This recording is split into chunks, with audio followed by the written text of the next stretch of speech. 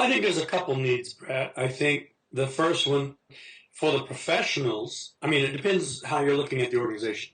So as a professional looking at the organization, it is your professional organization. It's your fraternity. It's what you belong to come and network with your peers, to network with those record labels you need so bad, the instrument manufacturers that we all need to talk to, and you make those connections at an event such as the conference that Jazz Education Network puts on an annual basis. As a student, you need the opportunity to come together because and listen to the pros play and listen to each other to evaluate where you fit in the world, in this world of jazz. I take my students to events like this specifically to give them that experience. They need to find out that there is a much bigger pond than the school they're in, and they need to see how their skills compare with skills from students around the world. I think it's equally strong in other parts of the world too. There's jazz programs in Japan, there's jazz programs in England, Great Britain, there's jazz programs in Germany, there's Israel, there's South Africa. We've got two bands coming from South Africa to the 2012 conference. We have a big band coming from Israel.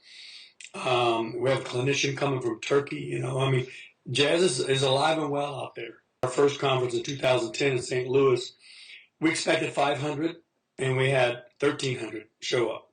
Okay, well, last year you were in New Orleans, and we expected maybe 1,500, and we had 2,250, roughly. So this year we're expecting 2,500 to 3,000, and we're well on target to meet that goal easy. We developed some scholarships, such as the David Baker Award. That's actually sponsored by Jamie Abersole. We developed the Hal Leonard Scholarship, and we developed the Mary Jo Pavich Women in Jazz Scholarship, which she actually funded the first couple of years. Since then, the board has decided that Jen, the organization, will fund that scholarship in her name as a co-founder. And then this year, we're establishing a Founders Scholarship Award. So we have 4 scholarships, student scholarships now, that we're giving out annually.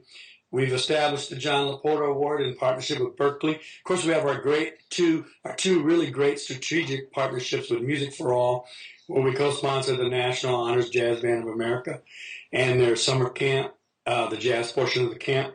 And we also, of course, have a wonderful partnership with Symphony Publishing. And we've established our Gen Composition Showcase. This year, we're unveiling the inaugural class of a new initiative called the Legends of Jazz Education. This is something we've wanted to do for a long time. There's plenty of organizations out there that honor great jazz musicians, but we wanted to begin honoring those great jazz educators. So our inaugural class, we're very proud to announce the ABCDs of jazz education: Jamie Abersole, David Baker, Jerry Coker, and Dan Hurley. Predominant names in jazz education. Criteria speaks for itself. And so we're launching that at our Gala Education fundraiser this year. We're also piloting a new initiative in the conference this year. We're doing 1 room with plans to grow it to 3 rooms ultimately. But we're going to add a festival component that's non-competitive to the conference. Right now, if you want to perform on the conference, you submit a tape.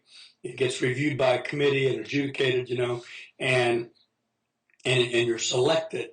But this will just be win-win for everyone, because the idea is to get the students here together and let them hear each other and let them establish their network, and then also establish some networking with the pros that are around.